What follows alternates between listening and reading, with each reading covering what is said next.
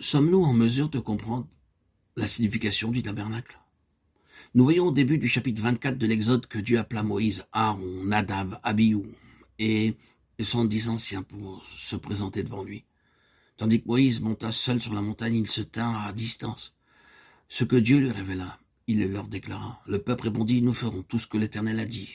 Verset 3. Après cela, les détails furent donnés. Ceux qui ne sont pas préparés à obéir au Seigneur ne peuvent jamais comprendre ce que le Seigneur dit. Seuls ceux qui sont disposés à obéir ce que Dieu leur révèle peuvent effectivement être instruits. Nous savons comment acquérir une connaissance de la Bible, mais mettons-nous en pratique ce que Dieu nous dit. Il existe une connaissance biblique abondante, mais les personnes ne veulent pas expérimenter ce qu'elles apprennent. La lumière ainsi rejetée devient ténèbres. Ceux qui ont de la connaissance, ne sachant rien du prix que coûte l'expérience, deviennent fiers, hautains et enflés d'orgueil. Ainsi, avant d'aller plus loin, nous devons faire à Dieu la promesse suivante.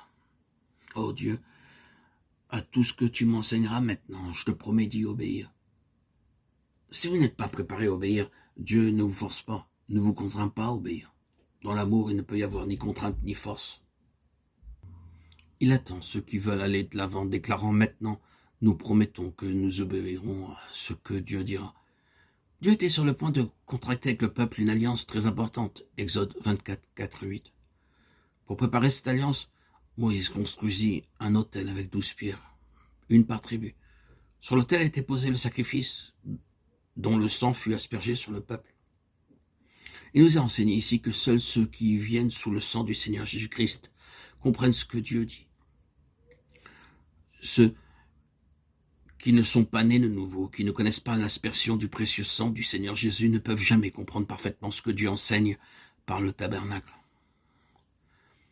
Ce n'est pas tellement ce qui est dit, ni la manière dont c'est exposé qui importe. Non, personne ne comprendra réellement ces choses s'il n'a pas été racheté, lavé de ses péchés par le sang de l'alliance éternelle.